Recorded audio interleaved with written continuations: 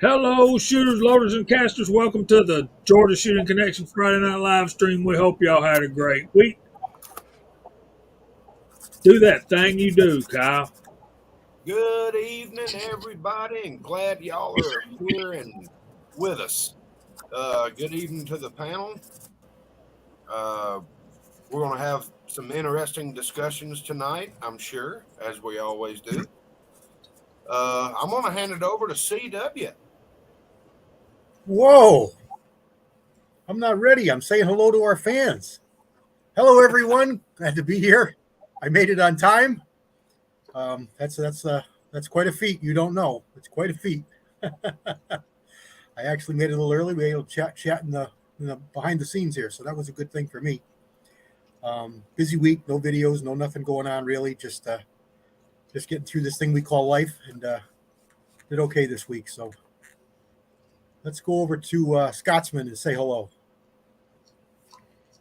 All right, what's going on, folks? Good to see everyone. And man, it's been a long week, inventory week at work, and dealing with all that. And I apologize, I didn't get a video out on the other channel. I talked to Jamie yesterday about that, but there was all kinds of things, one thing after the other. So, but we will get a video out here soon. But good to be here. Good to see everyone. Always a pleasure to be on this chat and hang out with you guys. So, looking forward to it. Chris, what you got, man? Thank you for the invite. Glad to be here. I was looking forward to this today. I had an awesome day. It's something really cool happened. If we got a couple minutes to talk about it. I got up this morning and Devin from Spectre Solutions and we took off to one of the local gun stores, kind of local to us, about a half hour away. And it was kind of a dud. There wasn't much going on there. And we got out in the parking lot and I started thinking about that gun you bought, Jamie. And I remembered that BRG USA is in Finland. So Mark's got his thing on. There he goes. So I said, you want to take a trip up to Finley? And Devin's like, yeah. He goes, we don't have anything else to do. So we got on Google. We found the Buffalo Cartridge Company, and they said they were open, and we assumed they had a storefront. So we drove all the way up to Finley, and we started driving around this building, and it's not definitely no storefront. So anyway, they must have saw us on the cameras. So this guy comes out and he asked us what we were doing, and we started talking to him about the BRG 9 tactical and stuff, and he said, I'll tell you what, he said 3 miles down the road is our actual gun store. He said, you guys should go over there, ask for a guy named Scott. So what a super cool gun store. Scotsman and Gene, you guys got to go to this place. It's unreal. And I thought about Jamie and CW when I was there. This guy has got he's got a whole museum in there of all these old revolvers and lever action guns, and he's got old posters from Winchester and Remington, and I mean stuff that goes way back. So, but anyway, they were super cool. We talked to the manager there. He said, hey, if you guys want to film in here, grab your cameras, come in here, do whatever you guys want to do. So I got some pretty cool video in there today. But yeah, that was an awesome day, man. It was super cool place. So if you got anybody that's in Ohio, you should go check that place out. It's called the Buffalo Trading Company. That's cool, man. Very good. You got me at revolvers and lever actions. Oh, I'm talking. Yeah, I mean, you won't believe some of this stuff that they had. So it should be a pretty cool video. I'm gonna have to do it in 2 parts. So I'll turn it over to Gene. Hey, how you doing tonight? Thanks for having me on. Hey, Chris, that's an LGS for me, the Buffalo Trading Company. I've been there hundreds of times. Yeah, place is cool. Everything he says about it is neat. I think I did a short video in my early YouTube days on it. Actually, there might be back on my channel. I know I've done some stuff in there, and I know who Scott is. Yeah. Really, really nice dude. But man, it's been a busy week at work, a bunch of mishaps and stuff. Kind of tired. So I'm here tonight, man. Happy to be on the Georgia Shooting Connection to get my schooling on. Cool, man. Glad to have you. Glad to have all of y'all. You know, we don't say it enough, but as much as we appreciate the guys in the side chat, and we kind of want to always focus on the people who are watching us out there, and that's true. But you guys in the panel, I don't tell you thank you enough, and I appreciate every one of you, and thank a lot of you, all of you. And Mark with a C is still having some audio problems, and I was just about to go down and say hey to him, and he popped out. Come on back in when you can, Mark. We'll help you get it fixed. Same with me. I got a little bit of roboting, so I'm just turning my camera off, hopefully to quell some of that.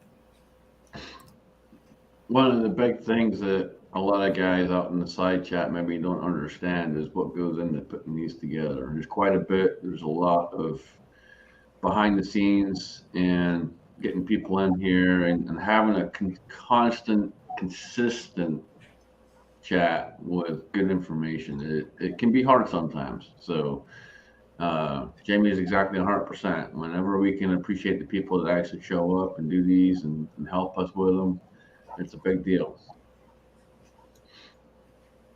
Absolutely. Did anybody do anything reloading or shooting this week? I didn't. Well, I did. I picked up a new gun. We'll talk about that later. Oh boy. New to me. I got a channel strike. I saw that. Did you? Good job. Congratulations. The last comment, I can't go back and see who sent it, but the last comment that I could read said mission accomplished. Y'all say hey to Mr. Mark Thomas. Hello, Hey. Mr. Mark. Oh, Mark. I think I made it back in. Is there any echo Yeah. now? No, sir. Oh, sounds All good. right. We see you, man. We see you. I had to go over onto my phone. There's something going on with my laptop. I don't know what the heck it is. I even bought an external mic to try that out. It didn't seem to help any.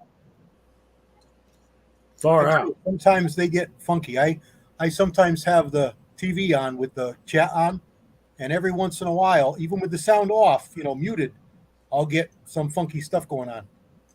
So it's sometimes it does just funky stuff. Yeah. Yep, that's it. That's a badge of honor, Kyle.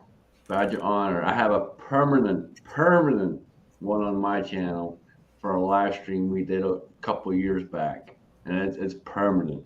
Well, So. I sat out because they gave Walter a strike, and I watched the video and didn't see anything wrong. And then Walter was talking last Friday that they gave him a strike for that video.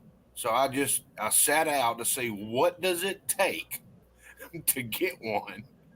And I was not really too kind about it. We got a celebrity in the house, guys. Speaking of strikes, Mr. Broke Loader 2's out there. Good to see him back. You made a video last week. He did. It was cool, too. Yep, it was a good one. I watched it. I got to go back and leave a comment. I don't think I left a comment on that. So did the Emperor. Emperor made a video. He did. Yeah, I watch I all don't the know stuff if on I'm my subscribed TV to with both, YouTube, whatever, so yeah. I can't comment. I can just like. I subscribed to the original channel. I don't know if I'm subscribed to number 2. I'll have to double check. Yeah, that's same with me. Same with me, Gene. That's why you'll see a lot of my comments are just smiley faces and such, because I watch almost everything on the TV where I can like it, but I can't comment. Yeah. So when I go back on my phone, whatever I'm doing something else, I always make the algorithm work. So I'll put smiley faces and thumbs up and all that.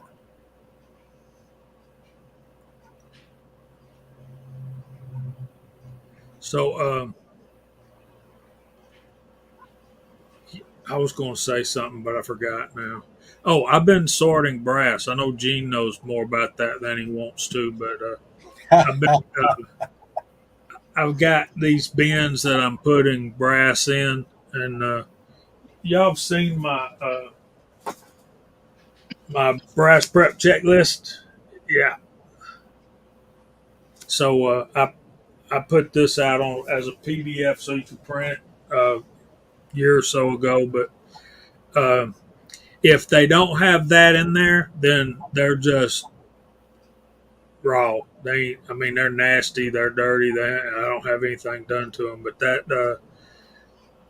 I'm not one of these guys that's going to sit and stay in my reloading room all day long and do 2,000 pieces of 5.56 or 500 pieces of 35 Remington or whatever. Fill in the blank. So we got Big Al out there too. We'll say hey to y'all in a few minutes. I got an email that there's a certain hillbilly guy coming in here in a few minutes.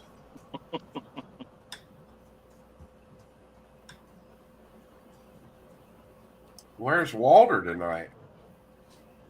Walter's on vacation. Ah, And part of his vacation is getting away from us. I was going to say, hold on a second. Isn't Waller on a permanent vacation? Well, Yeah, unfortunately, it's not a paid vacation from us. right.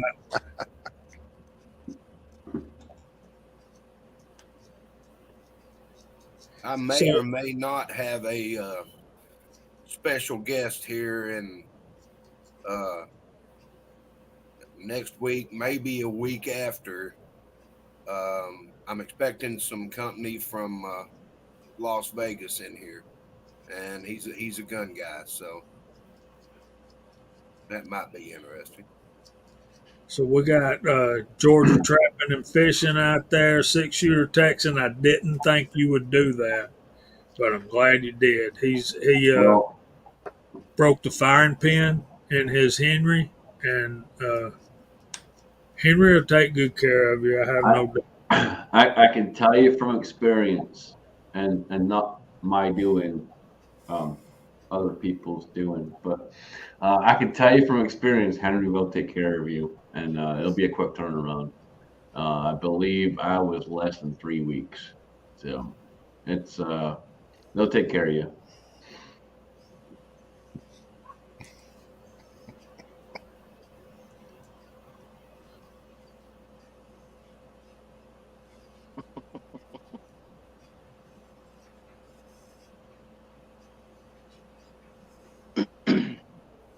Cool, man.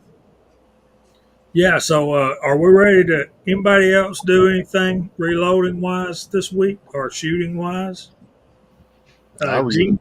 I reloaded 1,200 rounds for the Buckeye Blast. Got That those counts. all. Got those all ready to go. I was going to say you don't count because you do that all day, every day at work. So No, for my personal, I squeezed in 1,200 rounds this week. Wow, man. And that's between working at the shop and my side gig. So I had to kind of like squeeze that in there here and there. I loaded up some 7.62 by 39, which, believe it or not, I've never ever loaded before. I loaded up 50 rounds of that. Of course, I don't have any firearm in that caliber, which is probably why I never loaded it. But I had dies and brass and bullets, so I loaded up 50 rounds and stuck them on a shelf.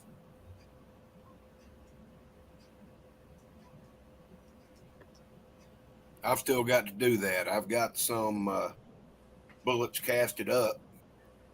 I've got 2 bags of PPU brass. I got plenty 7.62 by 39 firearms. I just haven't loaded any of it yet. I had a couple hundred rounds of 123 grain Hornady projectiles I had bought for shooting in a 3220 single shot. But I found the M&P 140 grain hollow point to be a better bullet and cheaper. So I haven't shot that Hornady stuff, and it's probably been sitting on the shelf for 10 years. So I loaded some of it up, and maybe I'll load up another 50 or 100 or 150 and have a couple hundred rounds just sitting there. I'm not opposed to the round. I just never had the opportunity and desire to get one. Yeah, Trapper, we've been pretty good, man. Apparently, somebody saw my new flag and sent me a text message. Hold on a minute. Let me see if I can show this.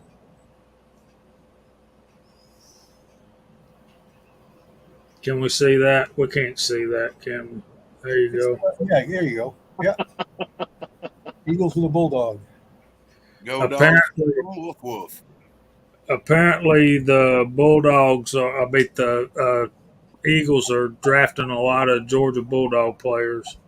Thought I heard 5 in the last 2 years, and we still got more drafting to go on tonight. But anyway, we ain't talking about football tonight. We want to talk about there's two things I want to talk about tonight, and at that point we'll consider our precision rifle stuff finished. And I wanted to talk about neck reaming. Is it worth it? How you want to go about doing it? And then pressure signs. And I think that's right, Trapper. Just take them all. Yeah, I think we'll. My phone's blowing up. I shouldn't have started that mess. Anyway, make a comment, Juan. We love you, brother. One of my CMA brothers is watching. What should we start with? Mark, you ain't saying much. What do you think? Don't have too much to say. The precision shooting stuff's been a little bit of a learning experience for me. I haven't had a whole lot of input. Well, let's start with neck turning then, since that was such a specific answer. Well, let's ask Mark, since he's fairly new to it. What have you learned so far, and what things did you not know that you now are applying to your shooting? Well, as far as neck turning, I know nothing. I've learned a little bit about annealing, and have experimented with it. I wanted to ask more questions about the bumping back the shoulder last week, but I didn't really get the chance to. And I wanted to look some more about that up, and I didn't get the chance to. But I learned an awful lot about case prep and making sure things are nice and clean. And that's stuff that I've been reading about, learning about all along. I still need to learn quite a bit about load development. That's just a certain skill set that I haven't quite gotten as much as I wanted to out of yet. It's all been fun, been good. Let's talk about the bump sizing. What you do is when you are reloading when you're setting up your sizing die, you read the instructions. It tells you to turn the die all the way down until it touches the shell holder. Mm-hmm. Well, we're not going to do that. We'll do that to start with. Then we're going to back it up about 2 revolutions. And what we want to do is we want to take, we got to have some tools to do this. And this is just what I use. I assume there's other products besides Hornady. But I have this. This is just a cheap Harbor Freight digital scale. And the reason I like to use the digital over the dial calipers for this is so that I can zero it. and you have these two attachments that go on the arms of your calipers. Now, this insert right here is for a bullet comparator, and we can get to that later if we want to. But just quickly, let me show you. Let me find my tools.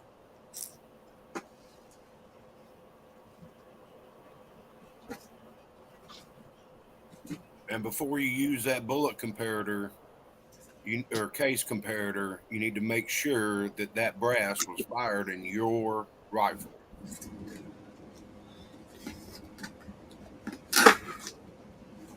Yeah, if you yeah, what he said.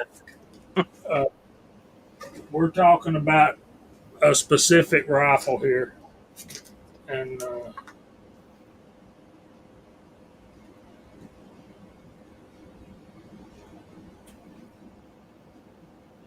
you look on the back. This is your case comparator inserts, headspace gauge bushing is what they call it. And if you look on the back, it tells you 308 Winchester is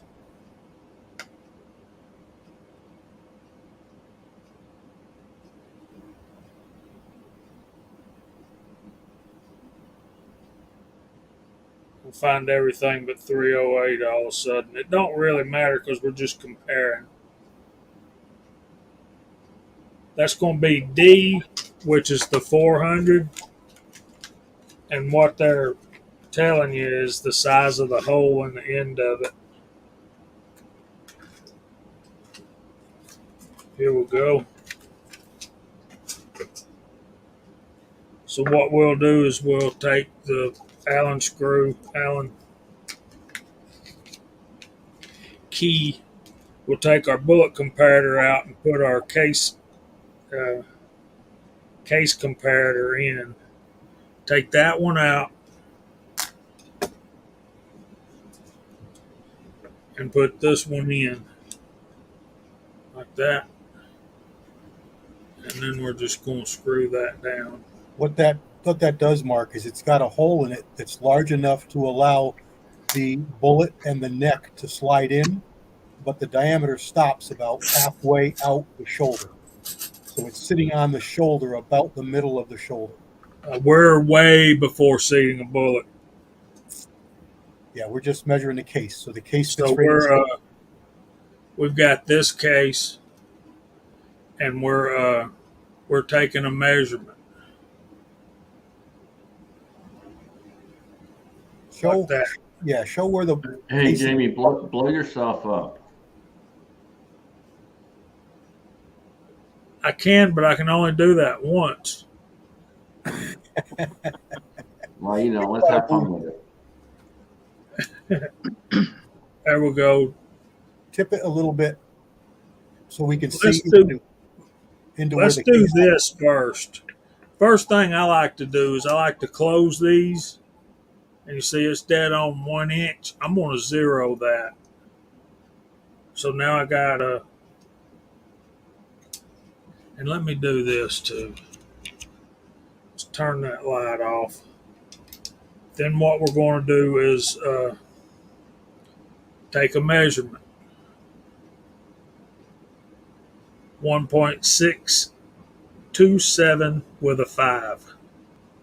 Tip it a little, Jamie, so we can see what you're measuring. You're measuring the base of the case to what? You can't really see it.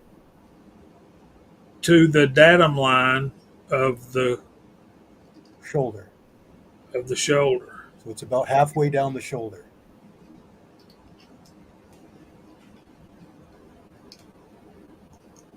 So this is what we're supposed to be doing is getting that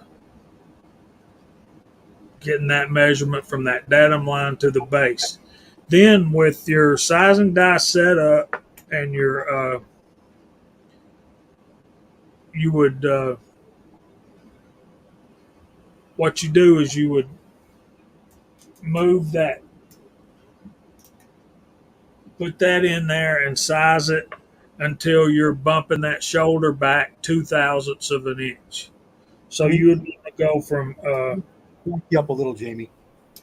do You're what? starting. You're starting with cases that were fired in your gun. Yeah. Okay, so you need to have fired cases from your gun, and then you probably want to measure a few of them and get an average because they're going to be different. And the number that you get is just a number. It's not going to jive with anything else, or it may not jive with anyone else's gun. It's just a number, but it's the number of your chamber of that bullet at that load fired in your gun. So you're going to duplicate that, and then you're going to move it based on that measurement. So if it's 3, you're going to move it back 2,000. So you're going to be back to 2.997. Follow me? That's Yep. 3,000ths bump. Yeah, so you want to turn your sizing die in until this one is at 1.628. So we want it 1.626, 2 thousandths, maybe 3 thousandths. You'll make that determination. So with with a bolt action rifle, 2 thousandths is plenty. But with a semi-auto like your AR-15, um, some folks just full length resize all the way back to Sammy Min every single time. 4 thousandths is probably adequate from what I'm seeing. But yeah, it's important to do multiples and get an average. But we're doing this way before we start seating any bullets or anything. And then we would use the bullet comparators uh, when we start figuring out what our seating depth we want, because with with this you're taking a reading from your ogive of your bullet to the cartridge base, and the reason that's important is because you gotta have it in there tight enough. You can adjust it to where you determine how far it is from your lands and grooves. Um, you don't want to jam it; that could cause too high of a pressure. Uh, Too far of a jump once the bullet starts moving can cause inaccuracies. Um, so yeah, there's that. That can you can take it as far as you want, and that's the reason. All of those adjustments is one of the reasons I want to talk about uh, neck sizing, is because I think that's the next thing I'm going to be adding to my arsenal to try to get more precise loads. I really want to be able to shoot one MOA at 1,000 yards.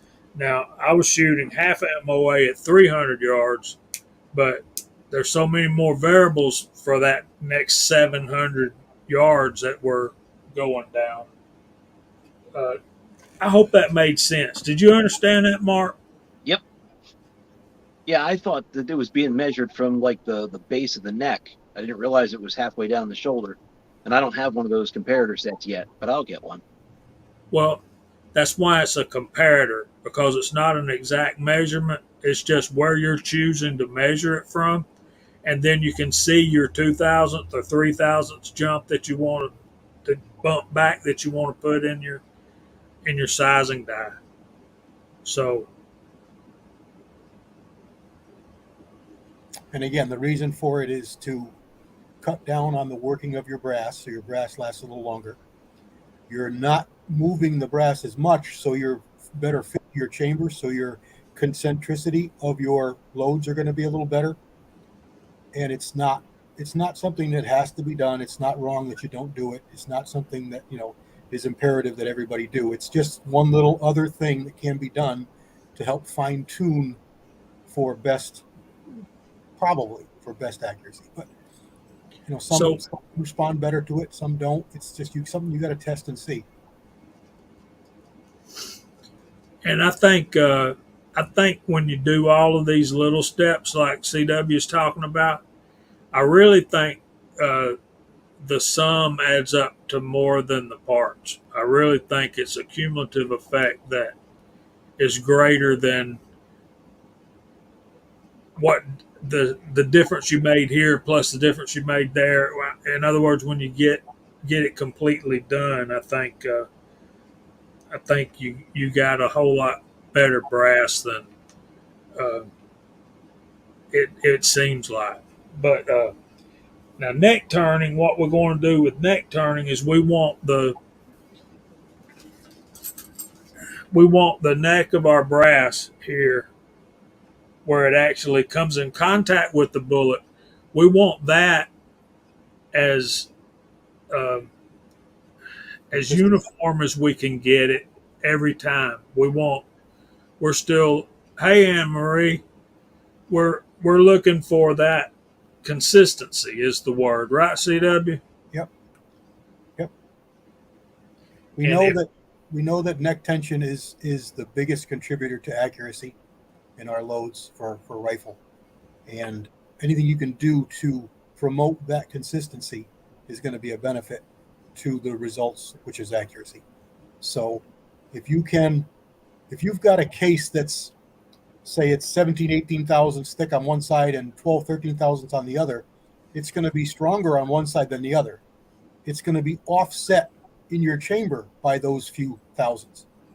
So it's not going to be centered in your chamber, and it's going to be released from the neck differently because more brass is stronger than less brass. So a thinner piece of brass or a thinner portion of brass is not going to hold the bullet the same way the thicker, heavier, stronger side is. So all those things are very, very, very tiny and minute, but they all have a contributing factor to our end result, which is the best accuracy.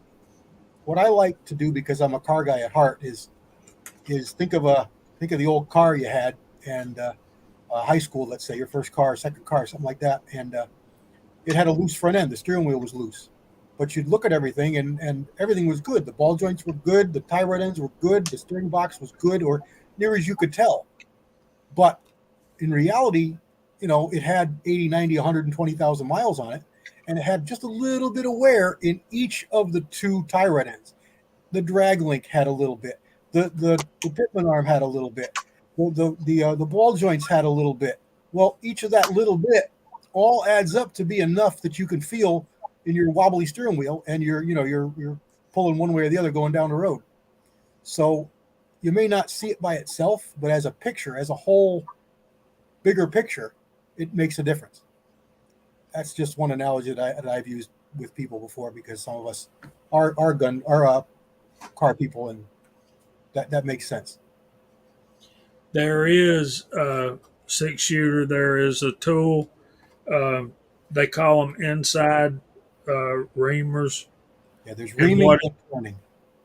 Yeah, there's One's turning inside, is on the outside. one's outside. There's a siding. Oh no. Are we ready? 3, 2, 1. Hey!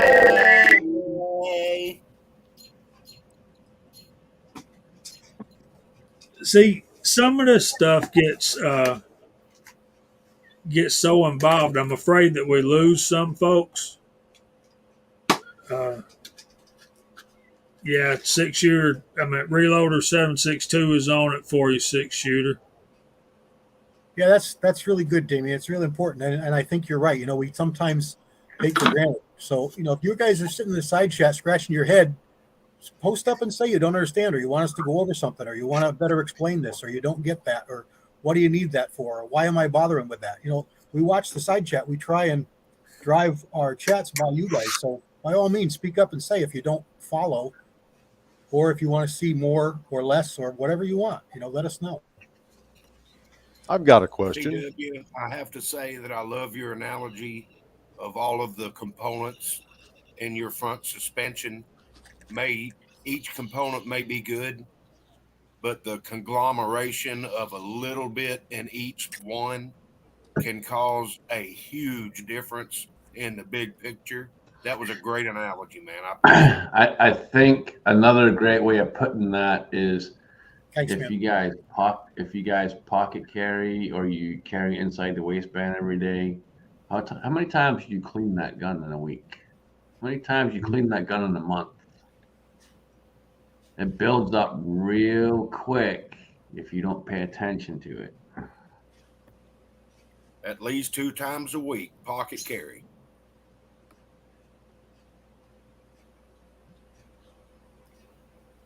Good to see Mario out there. Like tolerance stacking exactly, only hopefully in reverse when it comes to our. Yeah, absolutely. Absolutely great.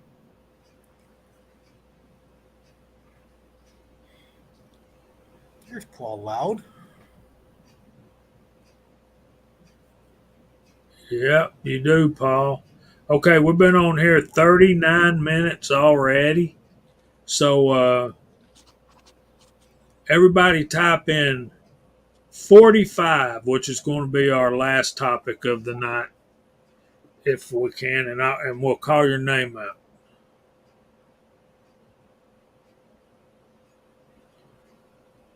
Hey, Dave, what's happening?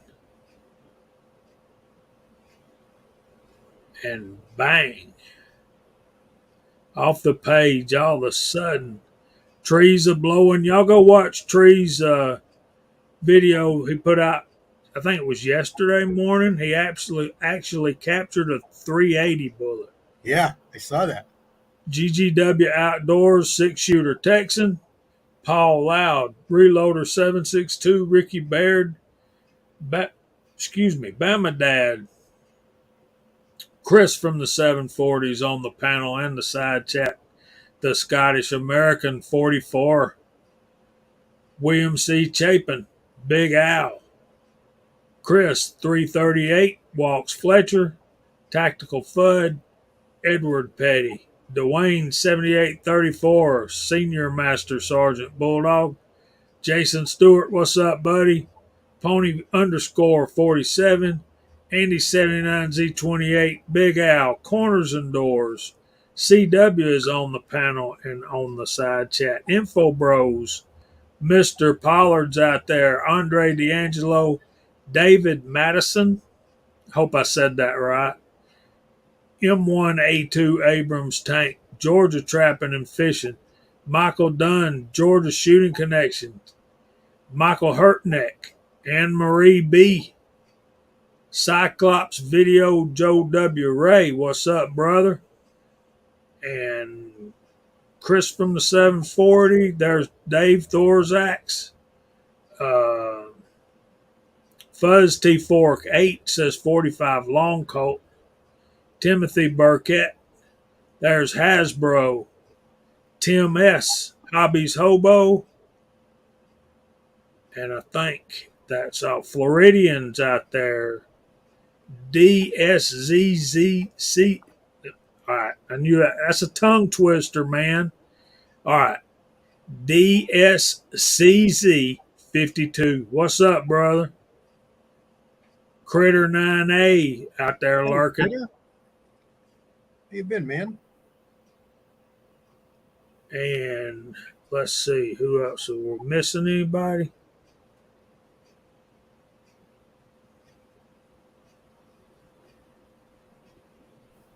Uh-oh.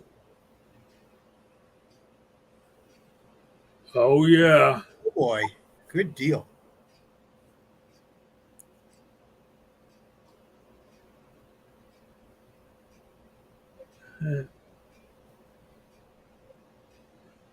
Yeah, somebody's off in Georgia. So there. Thank you all for being here this evening. We got 61 right now. 61 of y'all fine folks Awesome. hanging out with us. Okay, Chris, you ain't saying anything, buddy. What are you thinking about this long rifle precision stuff? I know nothing about neck turning or any of this stuff you guys are talking about right now, so I'm learning something. Well, I think the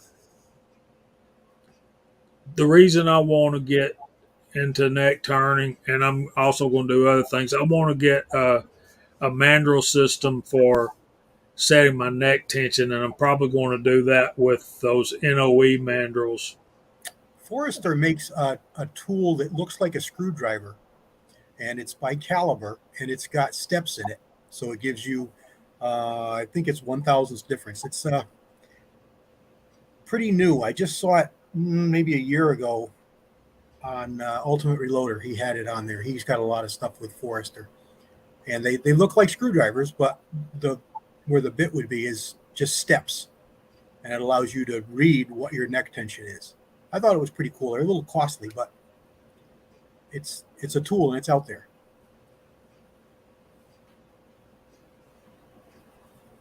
All right, here's one thing I wanted to show y'all, and me and CW were looking at it earlier. This is what I think I'm going to do. And then I got another one that hopefully will help out 6-shooter Texan. This is the K&M. This is the Turner, neck Turner. So it's going to cut from the outside. And Reloader 762. I'm going to try to look that up too. I want to show that. So this isn't too bad price wise. I mean, it seems like a lot of money for something that you hold in your hand. But if you have to buy this centerpiece right here, can y'all see? Y'all can't see my pointer, can you? Let me go over here. Can you see my arrow? Yeah, No. on the case. It's on the mandrel. Well, It looks like a case, but it's not a case. Those mandrels, you buy different ones of those depending on what caliber that you're turning, obviously.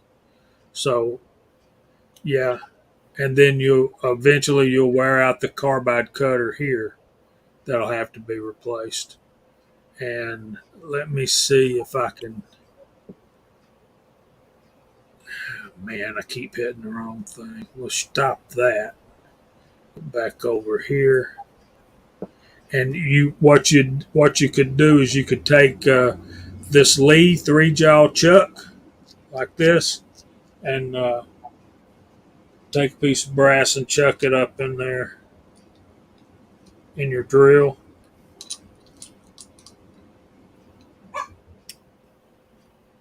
If I can get it to work without the drill, probably not. Mine's still new; it hadn't been used yet. It ain't broke in good.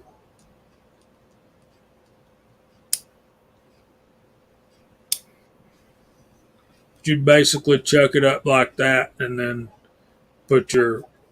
use that with your hand and turn this with the drill and just trim it. Then I'm a Ellie Wilson kind of guy, so and 762 is obviously a Forster kind of guy, like this is our inside neck reamer, and it just reams out the high spots. It really doesn't cut off the inside. It just remember last week or the week before The donuts. the donuts. Yeah, that'll take it out. That's exactly right, broke loader. That right there, I'll take that out of there, and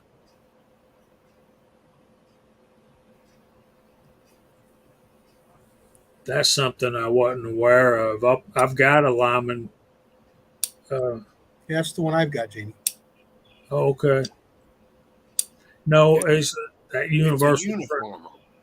That's what it does. It uniforms and makes your neck the same diameter all the way around your neck. And you can do it from the inside or the outside. Some people do both. But it just makes everything consistent.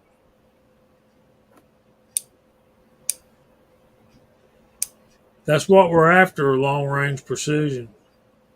So what we're trying to do is we're trying to uniform the neck so that we have a concentric bullet in our chamber, and that we have consistent and uniform release of that bullet. On a extreme, if you're forming brass from other calibers, let's go with 3006, and let's say you're going to make it from 2506. So you're going from a smaller case to a larger case. You're going to expand that neck up to 3006.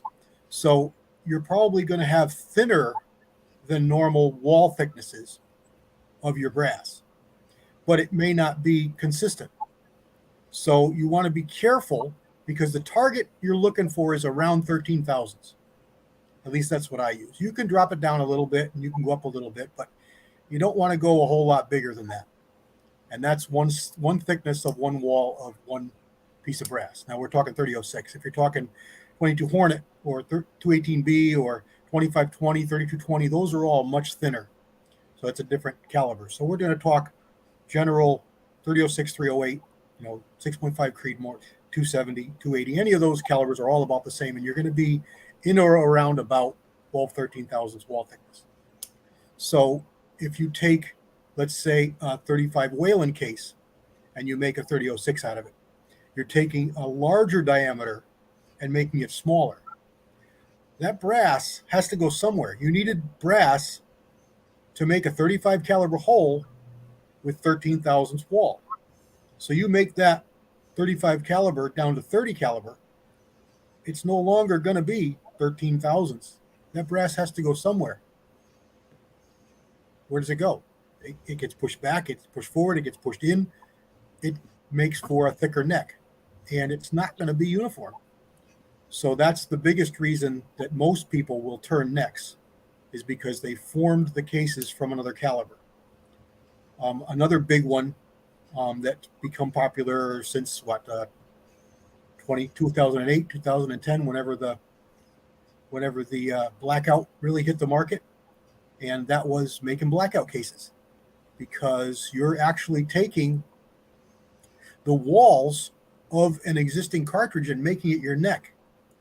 That's a real extreme, because the walls of a cartridge were never made to be consistent thickness. There was no reason to. They're not going to be drastically different, but they're not anywhere near as consistent as the neck of a given case. So when you're making a 300 black out of a 223, it's really a good idea to neck turn. There you go. That's the tool.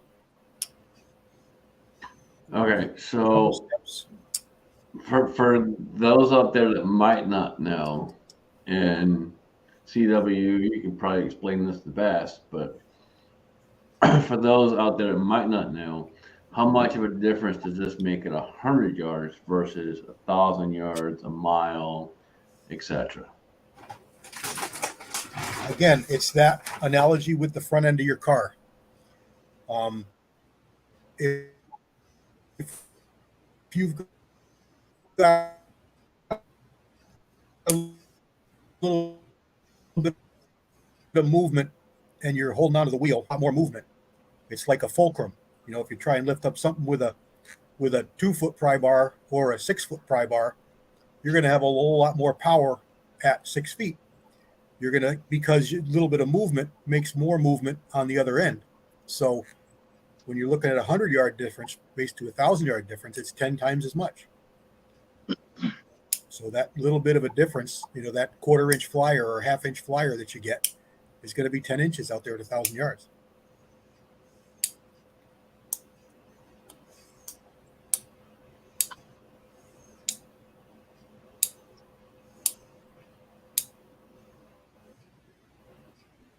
And one thing for people out there, if you're looking to do this kind of thing, don't be intimidated. It sounds like a lot of work. It sounds boring, this, that, the other, and some of it is. But if you want the consistency and you want the accuracy, you're going to do the time and you're going to do the work. And that's what this comes down to. It's putting the time in, putting the work in, and don't be intimidated by it. It really don't be. It's not that hard. It's all simple things. It's just time consuming. If you want the same shot every time, you have to use the same round in the same gun. So the only ways to get the same round is to make sure that all the brass cases, all the bullets, all the powder charges, your neck tension, and everything is the same. So, I mean, if that's what you want, then this is just stuff you got to do. I've got a couple of hundred 308 pieces of brass that I have spent a lot of time prepping and loading, trimming, sizing, neck turning, all that stuff, and they will go in the same spot every time. But it's because, I spent several hours at the reloading bench doing all this monotonous crap, because that's what it is. If you want it, just sit there and put a movie on and do it. And that's the thing. Find something and keep yourself entertained while you're doing it. Just like my job, for example. My main job is very monotonous. I do the same thing over and over. It varies consistently throughout the week as to what it may be because of products and so on and so forth. But it's a very monotonous thing. And so we play music. We have speakers. We're a lot of speakers. We play music and whatever, and we keep ourselves entertained at the time we're doing it. Same thing when we're doing reloading. We're reloading. Unfortunately, at points it can be very monotonous. It can be very boring. But there's a reason we do this, and you gotta find that little niche that you like and figure out what keeps you going and work your way towards that and move it. It's playing music, it's watching the video, watching the movie, something. And let me address a comment out there. Paul Loud says he's so ugly he's good for AM radio. Sir, there are many of us here on the tube that have been doing this for years that are probably way uglier than you are. And yeah, get your butt making videos. We have a hillbilly sighting. Yeehaw! Where'd he go? He was here. Oh, he's behind him. He's behind himself there. I see him now. This is the Hornady unit, and it's a little more expensive, but not really. When you consider you got the stand and all that. So, how you doing tonight, hillbilly? Man, I'm doing good. Doing a lot better. Sorry I'm late. We got caught up in some traffic. It was just took forever. Around here in these hills, we only got one lane going each direction. So when something happens, an accident or something, he can be there for a while. But I have been listening to you guys on my phone though. So See, Matt, we start talking about Paul Loud's out there. We start talking about Paul. Hillbilly shows up, and we have a prime example. You bet you, buddy. Y'all are too funny.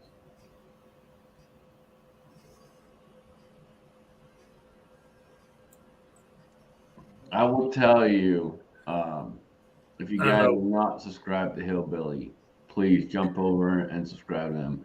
You want to talk about someone who I just discovered here not too long ago, who is super fun, straight up, God bless America, love this country, right up there type dude. That's the guy right there.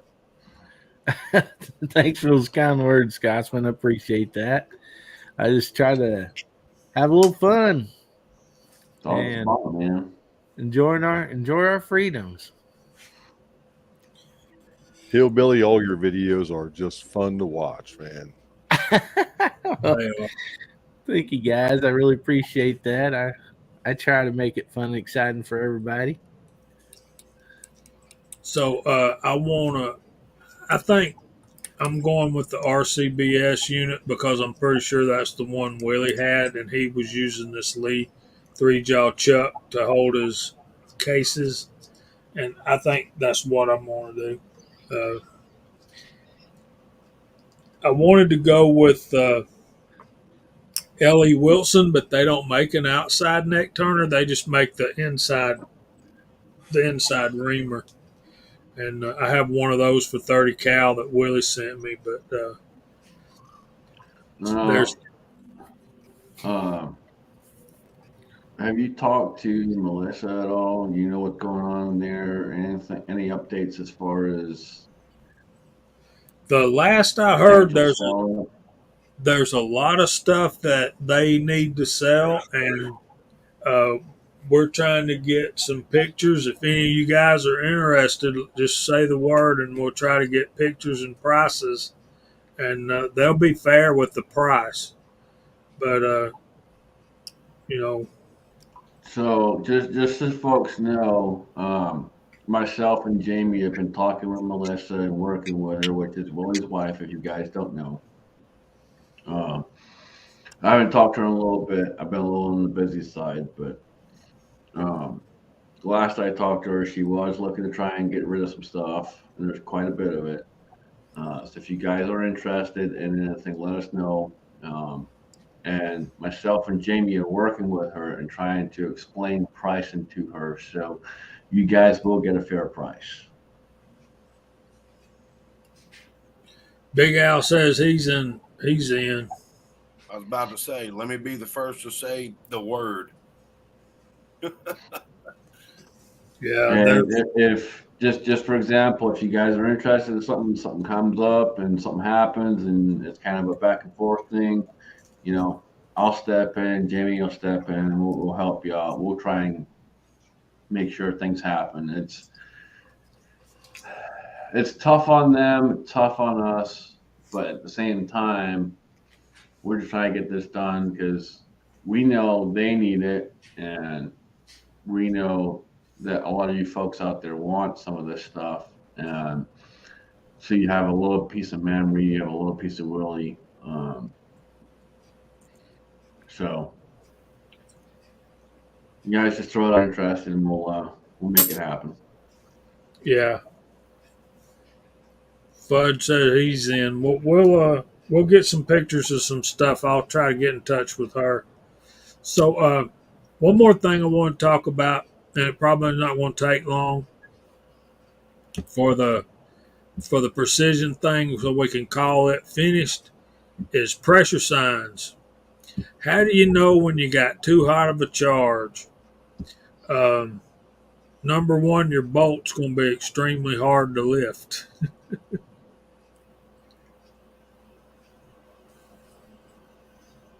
Right? Yeah, for sure. The biggest ones that you want to watch for, and this goes along with all your shooting. You want to be conscious of everything that's going on. Way back to your beginning days of first shooting, where you worried about squibs and light loads or something that might stick a bolt in the barrel. You want to be conscious of the recoil.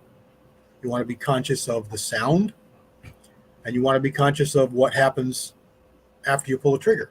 So on a bolt action rifle, if it's really hard to lift the bolt, or if it was overly loud, or if it kicked a lot more, all those things are signs of higher pressures. Now, that motor. So it's not just bolting. So a lot of you guys out there, like myself, build a lot or assemble a lot of ARs, and you got to be careful on that side too, because I load a lot for those, and you got to watch. And it's a difference because you're not racking that bolt. That bolt is doing it by itself, essentially. And so there's different things you got to watch for. Like CW said, you got to watch for, that heavier feel. And feel is a big thing when it comes to shooting the firearm, especially a rifle. If that brass is going a mile out of the gun, you've got a lot of bolt velocity, and you probably shouldn't have that much velocity. So you got And something going on. You got a buffer issue. You've got a high pressure issue. You've got something going on that's causing that bolt to move so fast that it's throwing that brass so much farther than it did the last time you shot. And more than likely, it's a higher pressure. And if it feels weird, grab that piece of brass and look at it. That primer is a telltale sign. Well, we want to get into that, but let's get there on a little bit at a time, because that's a big part that everybody looks at, and it's something that is not as accurate as you might think. So you got bolt lift, you got recoil, you got noise, and all those things are your first things you're going to see, because all those are going to happen before you have a chance to pick up that brass and take a look at it. But the next step is your brass. So like Kyle said, pick up that brass and have a look at it.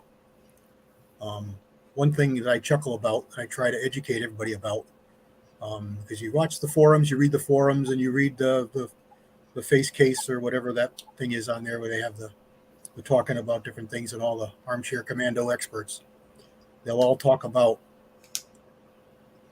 ejector swipe, which is a mark on the back of the brass that you get in a turning bolt or a locking bolt firearm, like an AR-15. For that gun to work, that bolt turns and locks. So when the cartridge goes off, the pressure builds, the brass expands, seals off the chamber, sends the bullet down the barrel. The pressure is released, the brass reduces in size, and it's allowed to be extracted from the barrel. If those things don't time properly because of too much pressure, excessive pressure, in an AR-15, that bolt is going to turn. That bolt is coming back pretty much no matter what the pressure level is. And when the pressure is still up, that brass is, I won't say welded, I'll say cemented to the chamber. It's not going to turn. It's sealed. It's not letting gases back through. But that bolt is going to turn and pull back. So you've got a little button on there pushing that cartridge to one side of the chamber, so that when it clears the chamber, it flips out of the gun. Well, that spring pressure is such with the pressure of the cartridge that it's going to gall, it's going to mark, it's going to mar, it's going to leave an impression on the base of the case if there's enough pressure. That's a swipe, the ejector swipe. The ejector is a little spring button that pushes the case out. The extractor is the part that grabs onto the rim. So that's what you get with a turning bolt firearm. You're not going to get that with a bolt action. You're not going to get that with a pump. Obviously not with a single shot.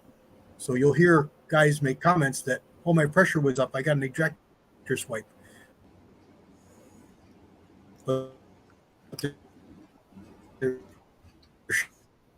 shooting an H&R single shot or something. So the next thing you're going to look at is your primer. So everyone knows flat primer, high pressure. Well, let's look at that a little bit. Why is the primer flat? What causes that primer to be flat? Well, because it's a thinner, lighter material than the brass case. So it's going to be affected by the pressures. Pressures are going to run back in that flash hole, and they're going to expand in the case, in the primer pocket, and they're going to mash out that case, that primer, into the back of your bolt and make it flat. Well, what if one primer is thinner than another? What if one brand of primer is a softer material? What if one is a thicker material? So if everything is equal and you know your pressure level is spot on what it's supposed to be,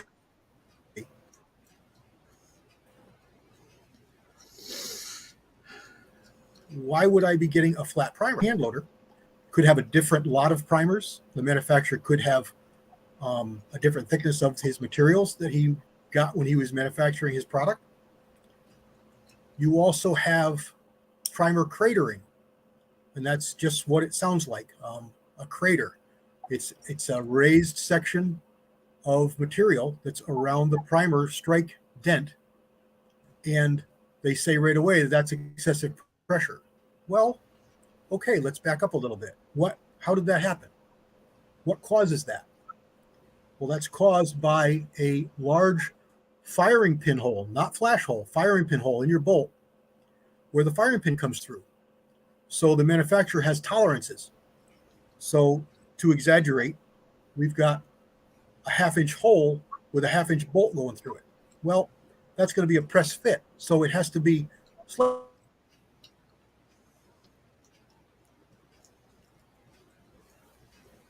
the whole dimensions. This would be the firing pin going through a 1/2-inch hole, and you have higher pressure. That brass of your primer, the cup of your primer, can reflow and create a crater. So was that crater caused by high pressure, or was it caused by a bad tolerance of your firearm? So you'll say, well, it's never happened before, so it's happened now, so it's got to be higher pressure. Okay. Do you know the primer?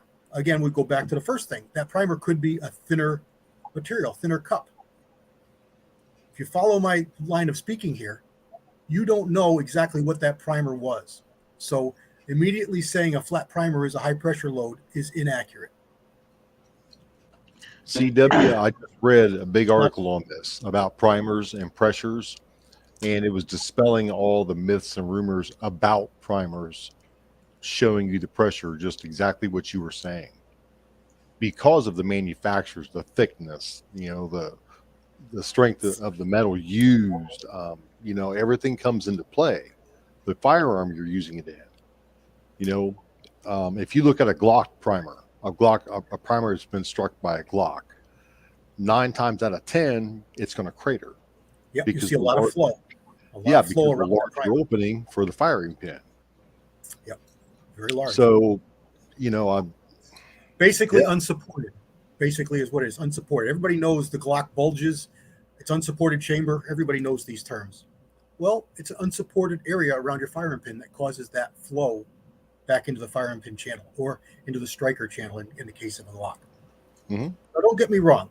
Flat primers definitely do show pressure, but you don't know if it's excessive pressure. You just know it's some pressure.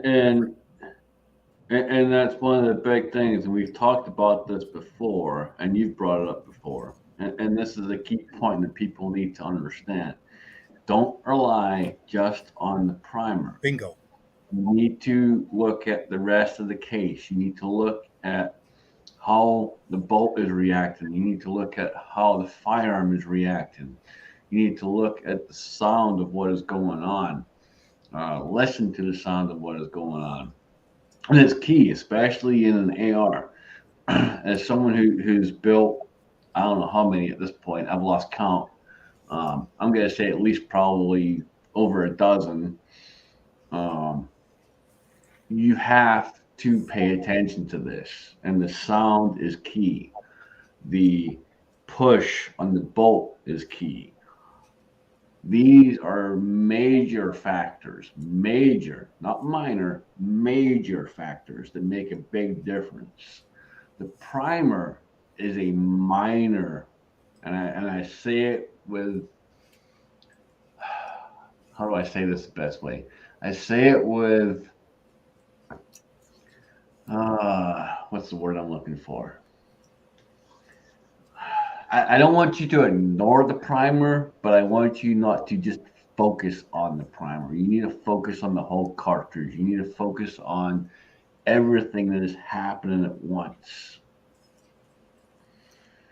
The primer, everyone seems to focus on the primer, and that seems to be the biggest thing that we see as reloaders. And CW's brought this up before, and a lot of us have brought this up, but it's so many focus just on the primer instead of everything else. You got to focus on the whole case. You got to focus on what the gun is doing. You got to focus on the sound. Uh, I've literally not been shooting myself, been standing at the back of a range when someone else was shooting and heard the sound that said, "Hey, stop shooting." I'm gonna have to yell 50 yards across the way, going, "Hey, stop! Don't pull that trigger again." Pay attention to everything that's going on. That is some very good information from everybody on the panel. I Absolutely. appreciate all of it. And welcome, New York City Reloader. Good to see you, Welcome. bud. And Been missing you for a long time, brother. Glad you're feeling better. Okay, the next thing we want to talk about. Can we agree that the precision reloading series is now over after 3 episodes? Yeah. Can we agree we're going to move on to 45? Wow. That's well, we a can flat primer. agree that You see that little half circle between the C and the N? Yeah, That is that's the ejector. Yep, that's the ejector. Now that's all that is a piece of steel with a spring behind it. And this is out of a bolt gun. So you can imagine the pressure that was required to mark that brass with the indentation of the ejector. Well, Plus, right there over the wind, CW, it looks like the yeah, primer has welded into the brass. yeah, there's almost no gap between that primer and that brass case. And the big thing is it doesn't take a lot. That's the thing. It could be an extra grain. It could be an extra 2 grains. It doesn't take a whole lot to make this happen. What was that one like, CW? we can all agree. This was just a case I found. This wasn't one that I shot. Oh. Well, that's not The fun. precision part of this is never over. It is an everlasting journey. And it's just what steps are you willing to do to make you more precise? Right? And that's the thing. When it But comes to precision, and it comes to this, it's what are you willing to do? Because you're the one that's going to make the difference. There's a lot of it that is monotonous, like we've said going through this. A lot of it is monotonous and continuous, and it's just what are you willing to do? What time are you willing to put in? How much work are you willing to put in? And that's what's going to make the difference. As far as the pressure signs go, it's literally just paying attention to every little thing. let's go 45. You can also measure your brass, but what you're going to find is you need to have a little better device to measure. If you're measuring in thousands, you're not going to be enough. You need tens of thousands to be able to indicate the thickness differences. If you're measuring in thousands, or if you're able to measure in thousands, you've probably got a lot of pressure going on. You're going to see probably 3 or 4 10,000ths in your average light pressured cartridge. Your average 3006 is probably going to be up 4 to 5, and your magnums or 270, anything up there 60, you're probably going to see 5 or 6 10,000ths of an inch expansion of your brass. So anyone who's been reloading a lot has found a case or two that was really hard to resize, and they may have figured that they didn't get enough lube on it, or they may have figured that the lube wasn't right, or they were using a spray lube and they hadn't let it cure or whatever. But it also could be a heavy load that somebody fired. So these are all things to look at, even back at your bench. When you've got brass that's been subjected to high pressures, you may want to set that aside. It's still safe, but you may want to set it aside for ciders or plinkers or just fun loads instead of something you are trying to eke precision out of. because the brass takes the biggest brunt of everything we're doing with reloads, which is why we anneal and which is why we take the time to prep that brass, because it's the workhorse of what we're doing.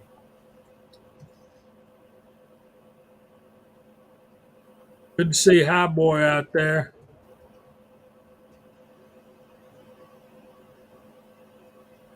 Good to see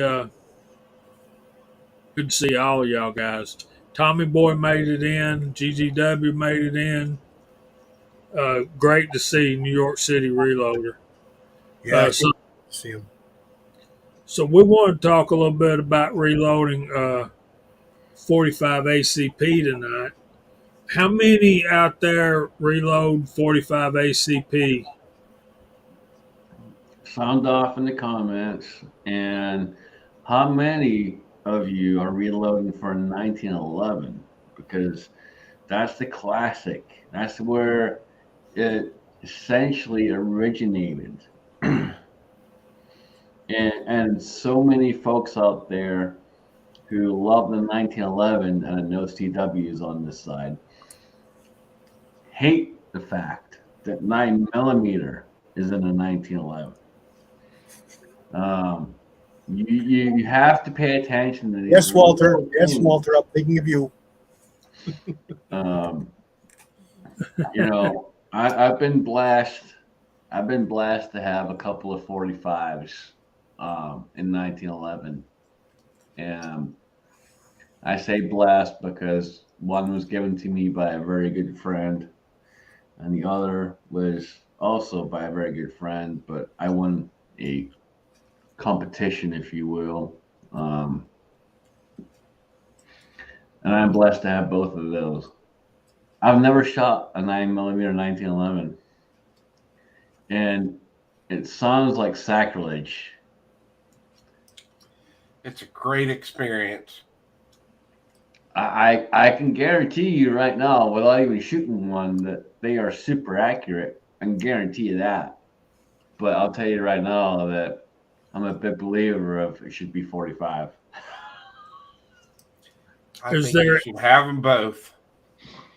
Is there anybody out there, before we dig into that too bad, Tommy Boy, you need to talk to Mock MCK because he did it. Yeah, he did. Those. I wish I'd have bought those kits way back. $99 in the Okay. shotgun. We need to address Wax Fletcher. Wax Fletcher 44 Special is not the greatest cartridge of all time, my friend. 44 Magnum is probably one of the greatest. You mean the 43 Magnum? So we've got a question for the panel from Jason Stewart. What does ACP stand for? Should I go first? Who wants to do this? Chris, you hadn't said much. You go for it. What does ACP stand for? I always forget what the C stands for. That's my problem. So somebody else is going to have to answer this. I think Vanessa Kitty got it. Yep, Automatic Colt pistol. It was based off of the Colt. I thought it was American cartridge pistol. Mark, don't feel bad, buddy. I was thinking the same thing. So you and I are right there, buddy. It was based off the Colt. Just like when you look at, and I hate saying this, but when you look at things like 45 gap, I almost feel like throwing up talking about it.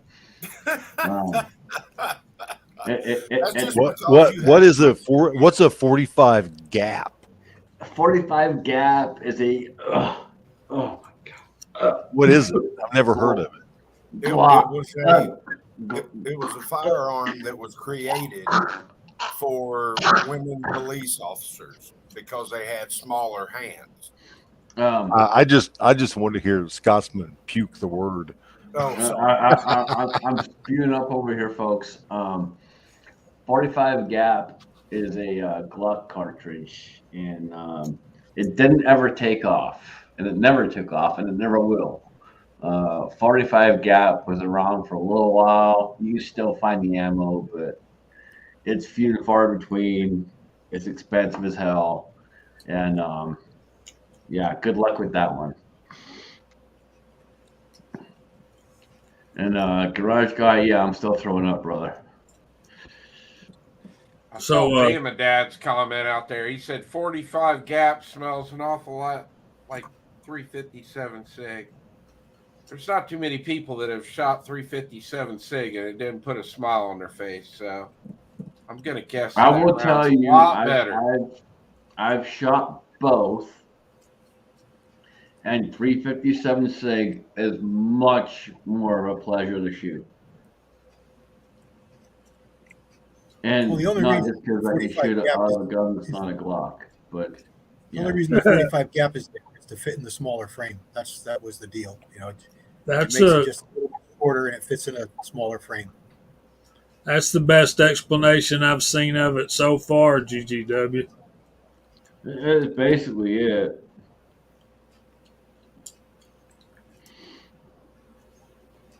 So And the problem with it is if you're a reloader, for example, like we are, is you run into this stuff and it's mixed in. That's a pain. Huge That's pain AR, when you're shooting brass. Walter. That's the 45 AR auto rim. that's if I'm not mistaken, y'all correct me, but I think that's made for revolvers. Yeah. Yep. The single action armies.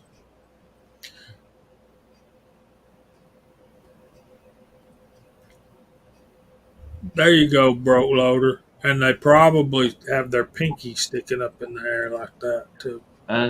So who drinks decaf? What is that? I have Brown to. water? I have It's to. coffee. Brown water, black water. I mean, like, who drinks that? These past couple of minutes, I'm just sitting over here laughing like crazy. My stomach's hurting. Reading the comments and hearing y'all cut up. Goodness gracious. They're going at it, aren't they? You know, as much brass as I see at my work, I rarely see any of that gap stuff. I think it's only once or twice I've actually seen a piece of it. So it's not highly fired, that's for sure. Okay, so Jason Stewart says it best. Right there. He's got it. You just threw it out there. And he ain't wrong. But Jason Stewart never likes to admit that he actually shot a 1911 chambered in 9mm. I may have forced him to do it, but he did shoot one. Okay, so from someone who has been forced, coerced, whatever you want to say, to shooting Glocks over the years, and I've shot a few, I will say this. They are consistent. And they are consistently shitty.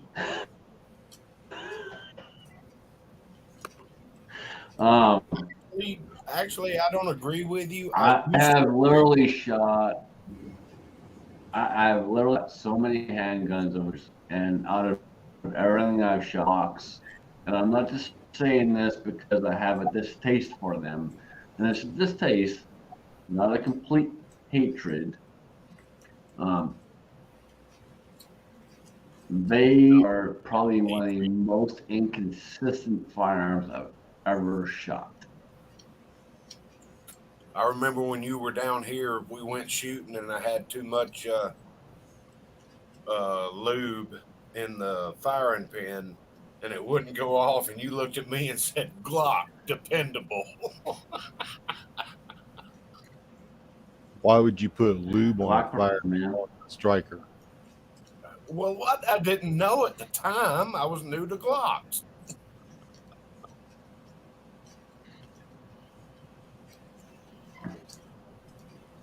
But as far as 45 goes, I mean, 45, I love 45. And I've been got blessed several by of them. I love CW and MCK. I have plenty of different bullets to work on and load on for the 45 ACP and the 45 Colt. So I got plenty of stuff to work on. GGW Target Suites has one of those. Uh, I've been seeing him take that thing apart and clean it. But Okay. if there's Okay, anybody out there,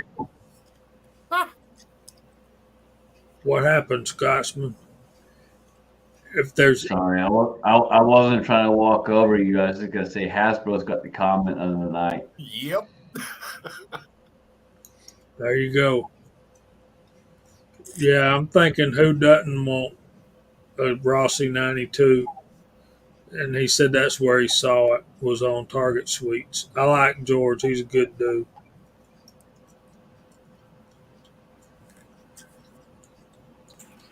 I'm telling you what, I really am liking my Rossi 92 real well. I knew you would. Jamie, Yeah, that's it's a real sweet gun. got right in 357. It is. Yeah, it's 357. I had to get me one of them.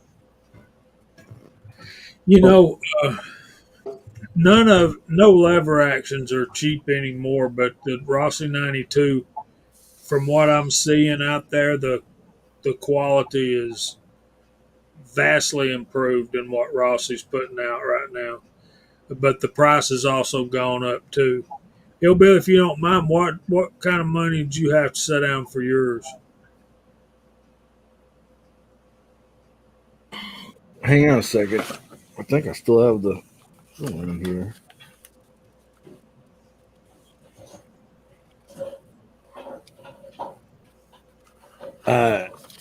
My local gun guy had it priced for $825, and he gave me a quite a bit better deal on it. So it's like I want to say 7.5, about $750, I believe. And That's about what I'm seeing. Yeah, and one of the reasons I wanted to go with that too is because I have 357 pistols and everything. I just love to have, multiple guns in the same caliber. It's just one of my things. I like that a lot. So I really like mine. Mine's an older one, and I really like it. I'm fixing to slick that thing up. So, Tim S. has a question. Why did we see 45 ACP with small primers and large pistol primers? Because Federal makes ammunition.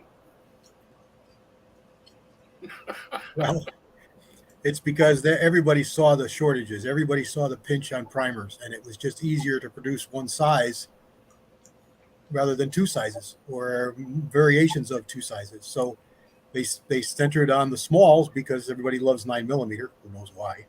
But 9mm uses small pistol primers, so that's what they were producing the most of: 223, 9mm, yada yada. So they produced cartridges that had large primers with small primers, and they could produce them for cheaper. I used to get so mad with my shooting buddies.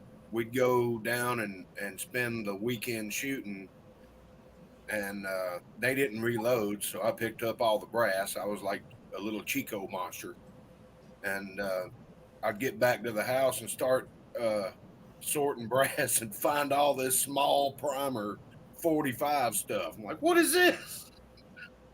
And it was all Federal head stamped. Yep, it was just out of necessity. It did the same thing with 10mm.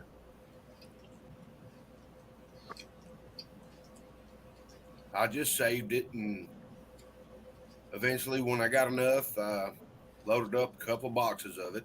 So it's just got small primers in it. I did that too, but I left the brass at the range. it's just really inconvenient when you're in a run of 1,000 uh, large primer 45 rounds, and that small one gets in there. I don't think he likes that at all, Chris. She's sick. She's not feeling good, so I wanted to go check on her, make sure she's all right. So, Yeah, she don't like that at all. You better cut it out. yeah. Mine's over here beside me snoring. Mine's over here barking.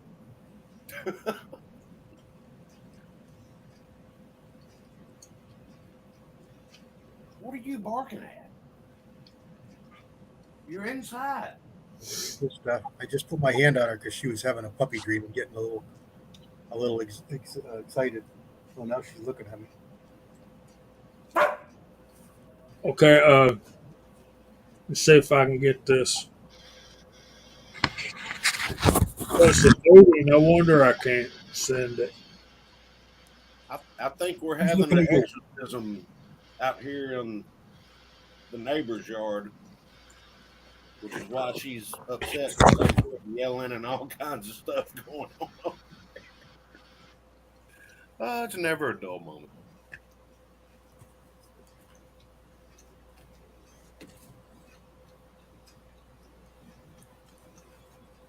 I don't think it's going to go through my email. Okay, so Jason Stewart makes an interesting comment. On an upside, small primer 45 ACP is supposed to lead to better accuracy if hand loaded. You're on a reloader's chat, man. Everything leads to better accuracy if you do it right as a hand loader. Small primer, big primer, doesn't matter. It's if you do your job correctly, you will have better accuracy. And it's taking the time. That's the big thing as a reloader. One of the big things we usually say is, how much is your time worth? Because we sit down and we take that time, and you may be at the bench for 3, 4, 5, 6 hours, depending on what you're doing. And you have to determine yourself, what is your time worth versus going to a store and buying ammunition. For me, personally, I'd rather stand at the bench half the day and load, and I'm going to save a heck of a lot. Yeah, I got a lot of time in it, but I'm still saving a heck of a lot, and I got a lot better accuracy because I'm putting the time in. I know what I'm doing, and I know where those are going when I shoot that fire. Yeah, once I figured out that there was small primer and large primer 45, I'd sit there and go through a 5-gallon bucket, and I just started putting the small primers in a Folgers coffee can. And then once I got enough of them, I just loaded them up with small primer. It wasn't that big a deal, but it was frustrating when you didn't go through the time, take the time, and sort them. And it's just like 380s and 9mm. Would you be quiet? Goodness gracious. I can't get it to do GGW.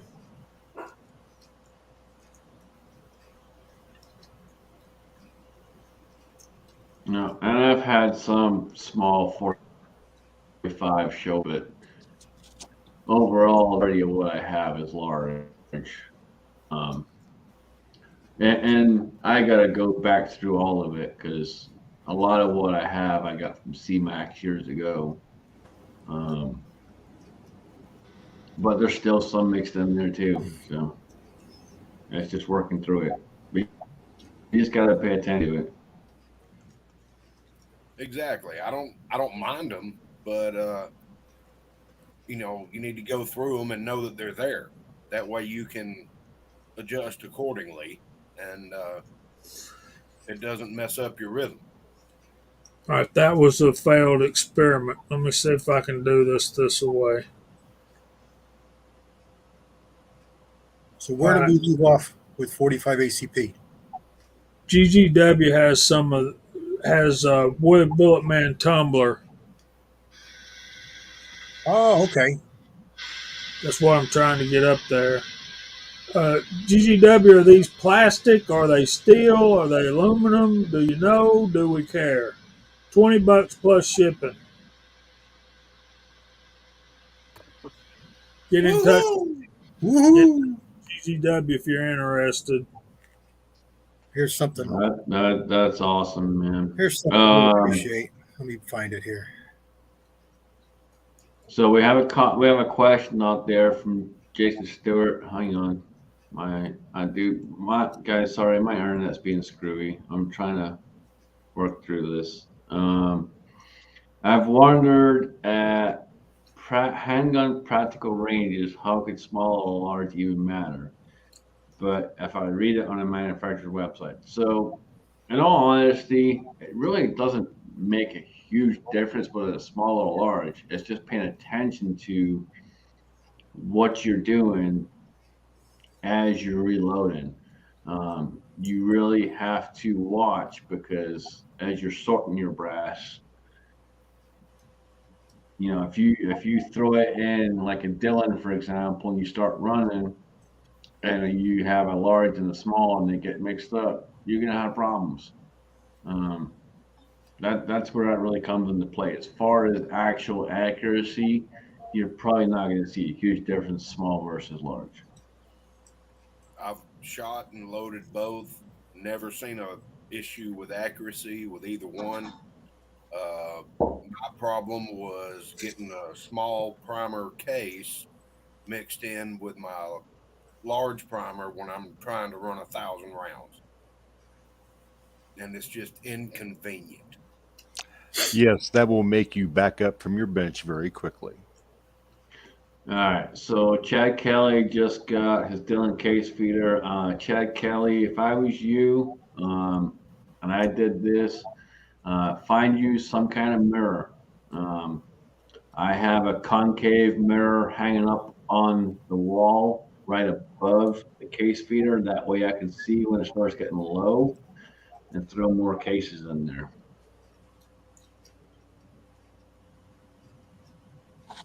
I can't say as I've ever seen or heard of a medium primer.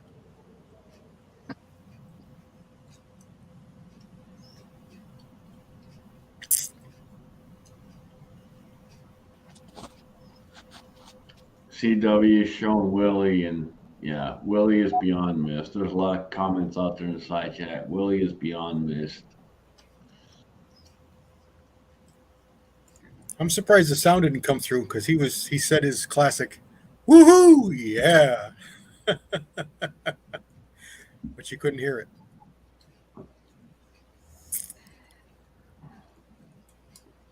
I gotta get things cleaned up, but I do have the press set up, folks. I do have Willie's press set up. It's still setting in 45, which is That needs a along video. with our chat here.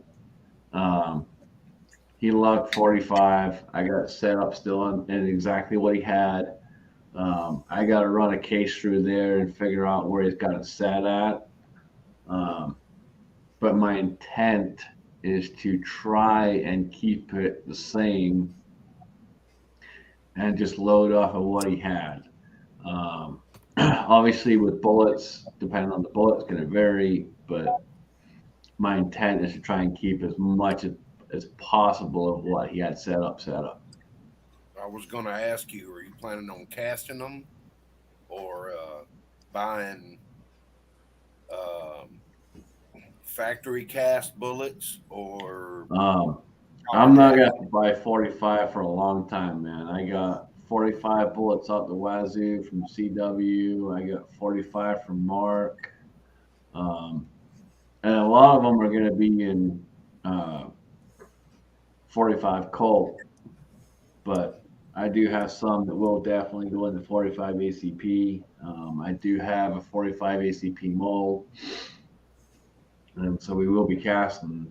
Majority of it will all be cast. I want to So, see. I want to see Gene load up some of those 44 Magnum hollow points. Oh yeah, I got a bunch planned. I got a bunch on the bench to do. I'm actually going to load up some of those CW Pretty bullets and some 10 millimeter. So I've been doing some math on some powders I'm using for the weights of bullets, and then I'm gonna get back on the 44 bandwagon. You told me not to powder coat them or size them, that you would do all that. So I Yeah, just brought you some raw bullets. yeah, I'll take care of them. All right, brother. You'll All get a right. video too. You guys are blowing my wig. All right, so this is the question of the night. Um, Bama, let's answer these questions. Miss Kitty was first, and then I'll get to you, Bama Dad. She says, "Can you prep the case to fit large pistol primer into what used the small pistol primer?" You could technically. All right. The answer is this: you don't want to, but yeah, you can. Given enough time and enough money, there's nothing that can't be fixed, right? Question then becomes, how much time and money do you have? You'd have to put a little, what we see guys doing to convert Berdan primers into large rifle primer brass.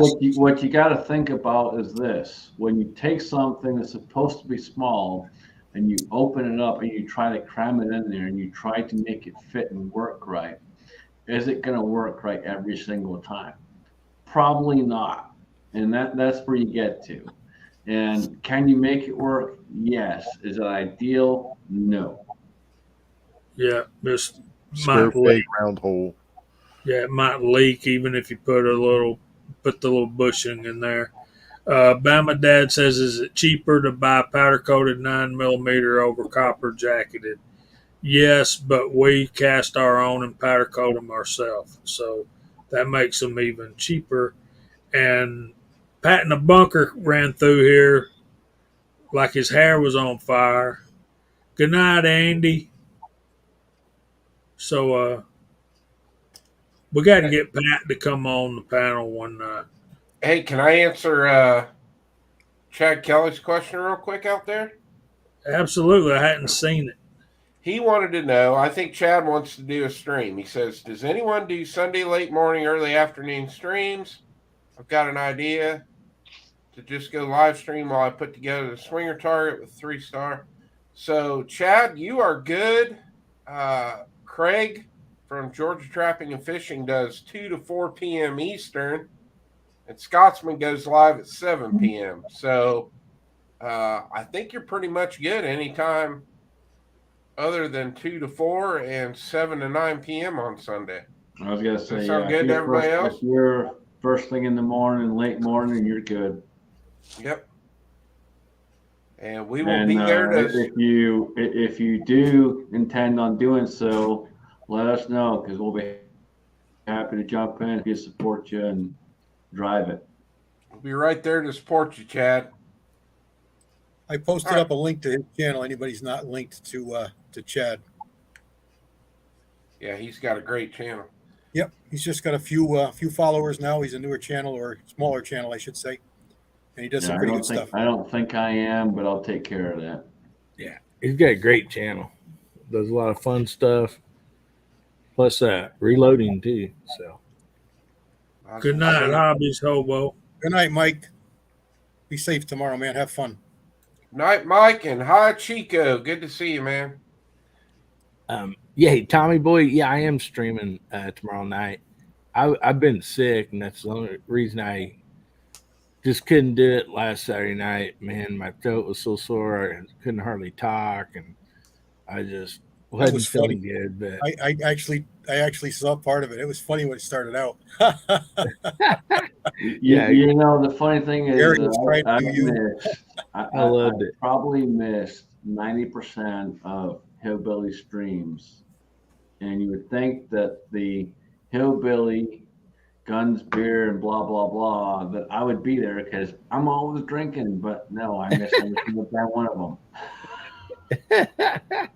Okay, I want to before we have to start going through the room, and we're about out of time. Gives Gary starting at 10.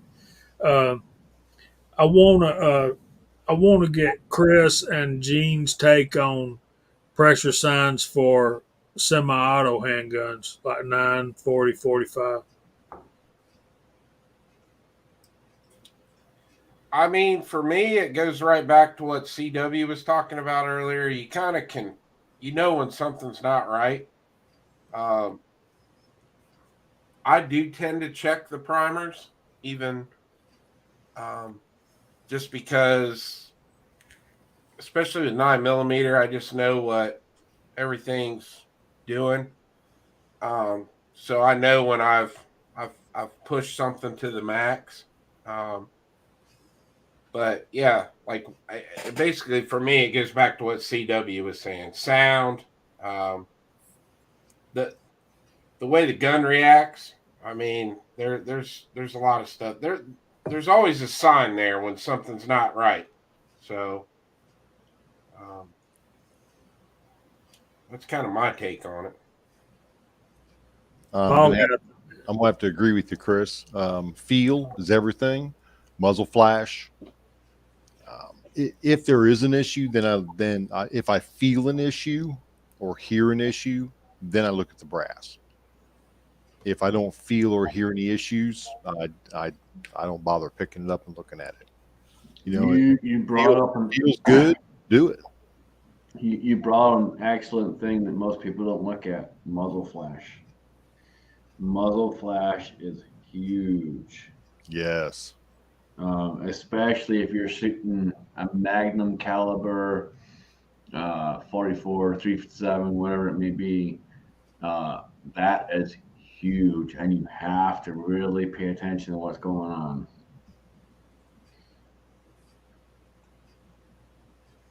absolutely. So with that, we got 9 minutes. Go ahead, Hillbilly. I was going to ask, is there anything wrong with using steel cased ammo?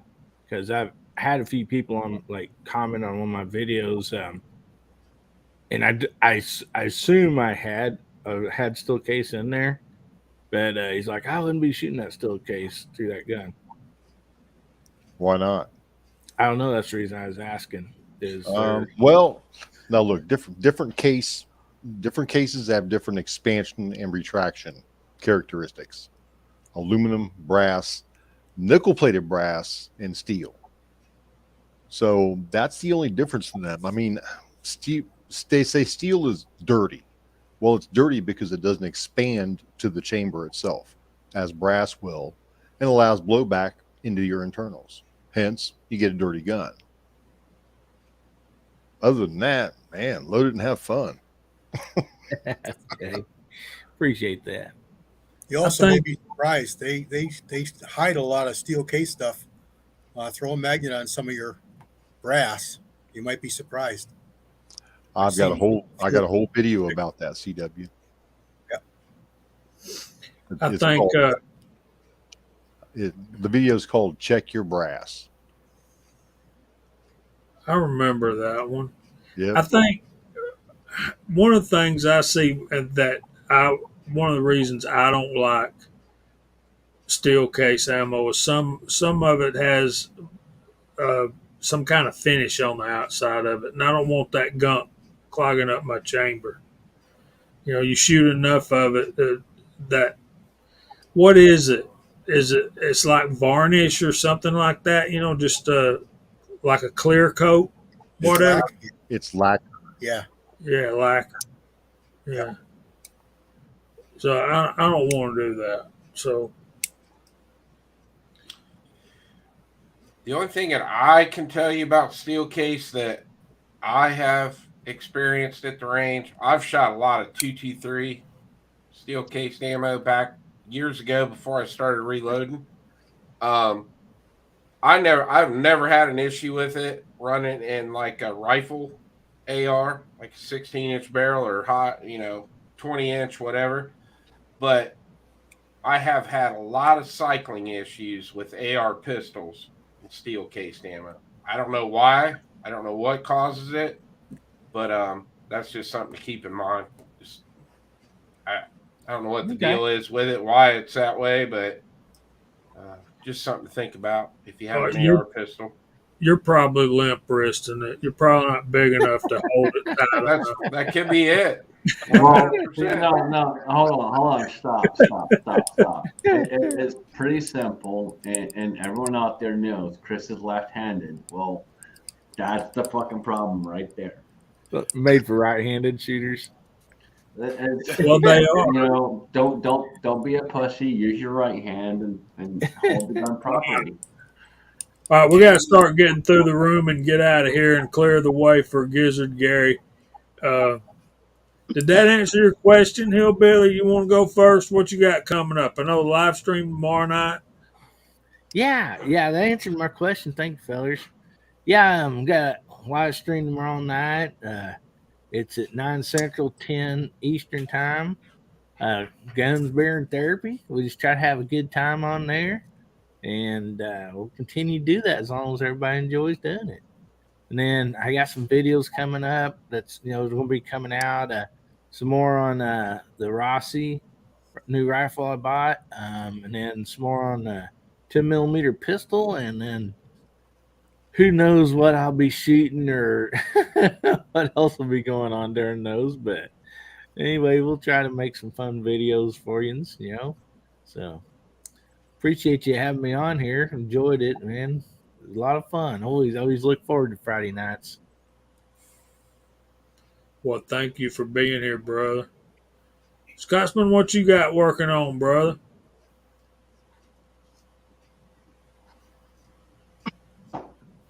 All right, guys. Thank you. Appreciate the link. Appreciate being here. Good to be here. Been a while. Been a crazy week, like I said at the beginning of the chat. Lots going on with inventory and stuff like that. So didn't get a video on the other channel, unfortunately. Do have my topic for it. So I plan on doing it either here tomorrow or in the next couple of days. We'll get that done. I have the following topic after that for the following video. So we'll have 2 videos coming up. But good chat, excellent topics. Guys, again, if you have any questions whatsoever, as far as reloading goes, as far as precision, anything like this, let us know. Ask us. Our emails are out there on our YouTube channels. Reach out to us. We'll help you. We are here to help. It's not just a all about us stream. We're here to help. So please ask us. Reach out to us. We'll do what we can. If we don't know the answer, we'll put you in the right direction. And that's what it's all about. Helping each other, being a part, and having the community. So I'm blessed to be here, blessed to be part of this, and thank you very much, brother. Appreciate the link. Chris, what you got, man? I really appreciate the invite. Thanks to the side chat out there. I'm just like Scotsman just said, man, I am so thankful to be part of this community.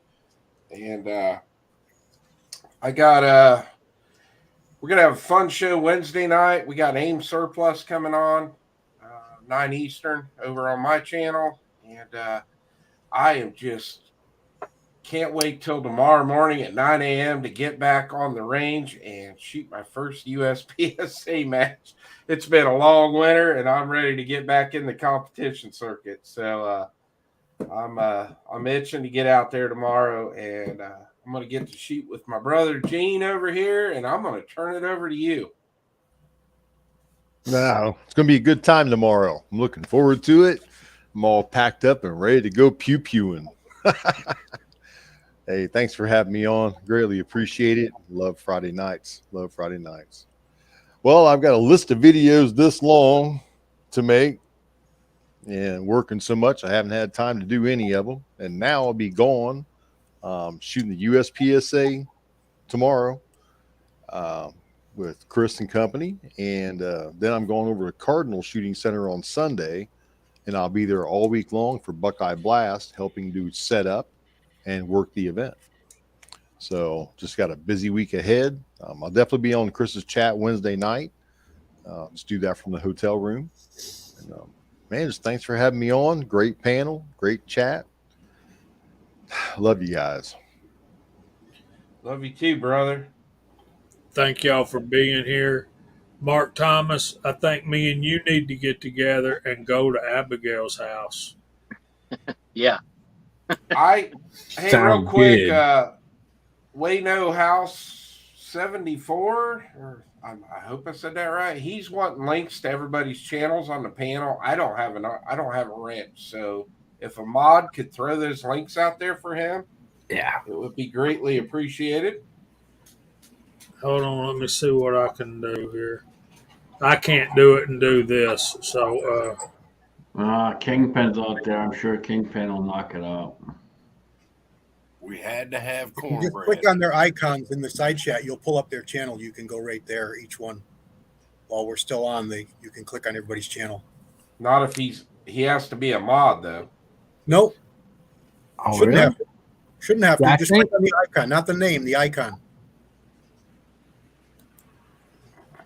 I don't think so. yeah, so Yeah, that don't work. I don't think. I'm trying it. Yeah.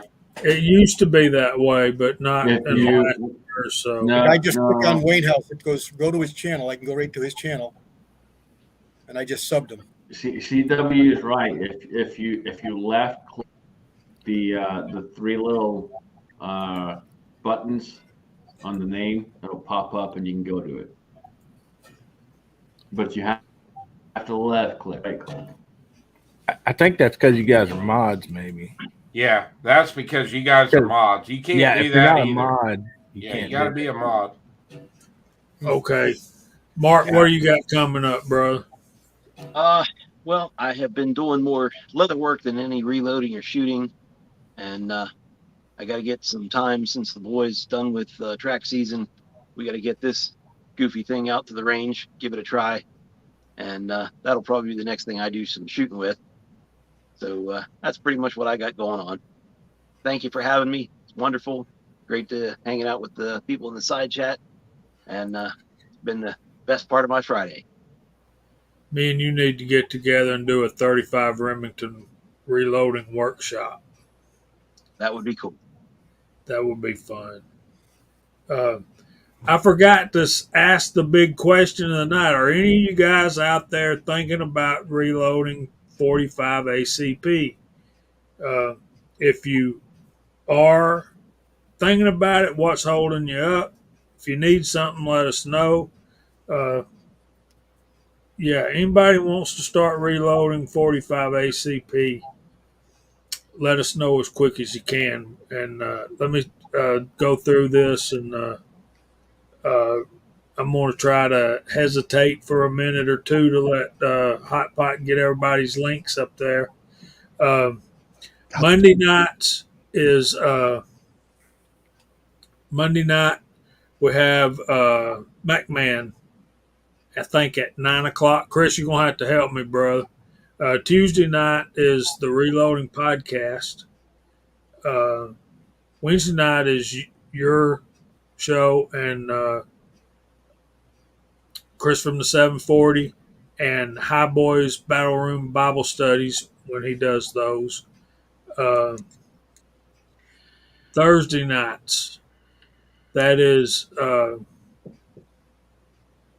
that's High Boys workshops, and I think AR Gun 1776 is starting to do his again on Thursdays. Am I right? Yep. Then Friday night is us, followed by Gizzard Gary. I know on Wednesday nights, Chris just keeps telling about guys going on.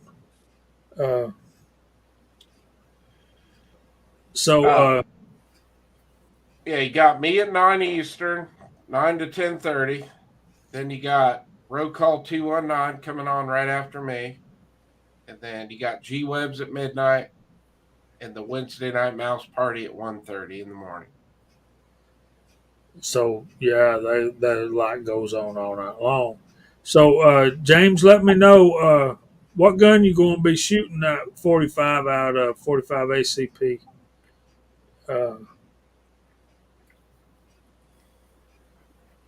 Abigail's wanting a 1911. Thanks for putting the links up. All right, Friday night is us and Gizzard Gary. Then Saturday. Saturday's a long day. We got Caliber Corner at 9 a.m. Eastern Time. Then G23 at 6 Eastern. Then Uncle Jim at 8. And Hillbilly Up at 10. Then on Sunday, this week, Chad Kelly might do something. Then we got Georgia Trapping and Fishing at 2 Eastern and the Sunday night roundtable on the Crazy Scotsman channel at 7. Did I forget anything? I think you got them all, brother. All right. And that was a lot, so you did excellent.